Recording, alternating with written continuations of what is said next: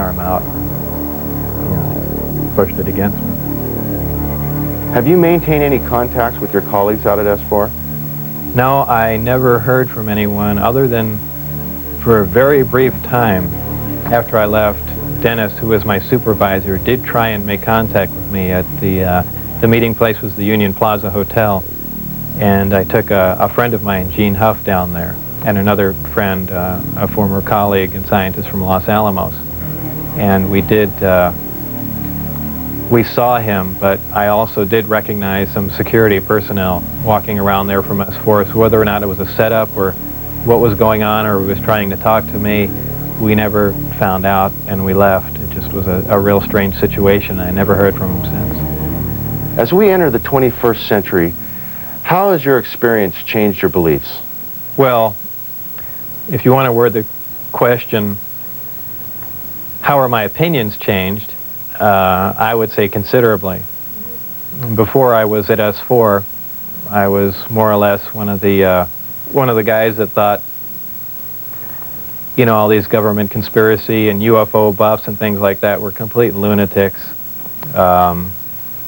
I even remember before I was involved there, a friend showed me a little newspaper clipping. It said John Lear was giving a lecture who was touting that aliens from another world came to Earth and there's 70 different species, and I remember laughing on the phone that this guy had lost his mind. And I was also under the impression that, you know, boy, the government's all for the people, and they, you know, they're out here to protect us and all that. You know, after the experiences I had there, everything is completely turned around. You know, the government is doing everything but looking out for us. I mean, the only thing they're looking out is for themselves. You know, obviously the ET craft do exist. Something had to build them, so there must be aliens. And since there are, and the craft are there must be some sort of factory and an entire civilization somewhere. And if in fact that is true, and it apparently is, then there must be others. Actual crafts and technology from another world. And that's probably the most important event in history. It kind of moved from science fiction into reality in my mind, and it really just, I guess, opened my eyes. Tonight on Tuesday Declassified at 9, UFOs, best evidence caught on tape.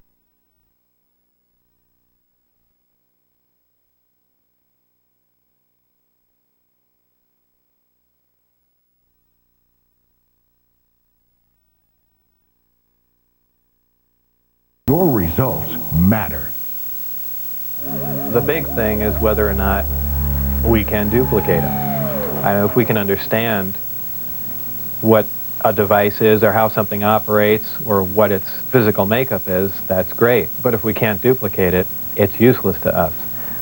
So there's really two phases to the project going on there. It's understanding what we're looking at, and then once we understand it, is can we duplicate it with earthly materials and earthly technology? And, you know, unless we've got a handle on both of them, all that technology is useless to us.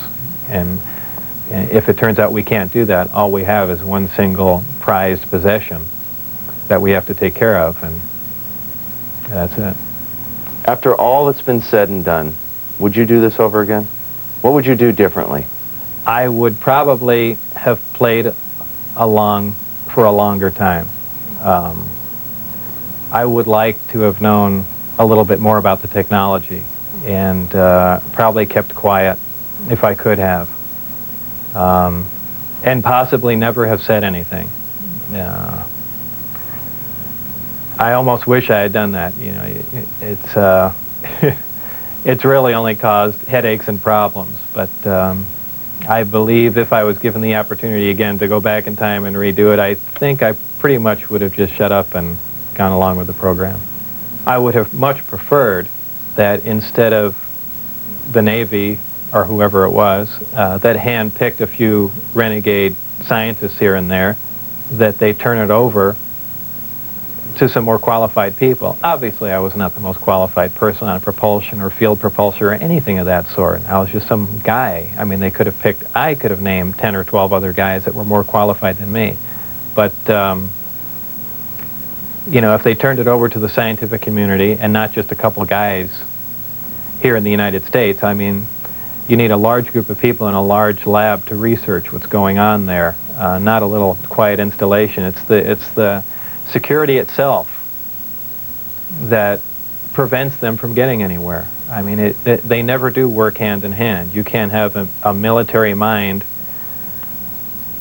Science itself must communicate. You have to have a free exchange of ideas. That's how things progress. And when you clamp down on a security system like that, where you work in isolated groups and ideas cannot be exchanged, you don't get anywhere, and that's the problem they have.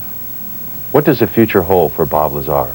Well, I'm not really involved in any of that stuff anymore. That's kind of put behind me. I have my own businesses that I work at, some computer graphics, some consultation, other technical jobs, radiation detectors, and a few other things like that.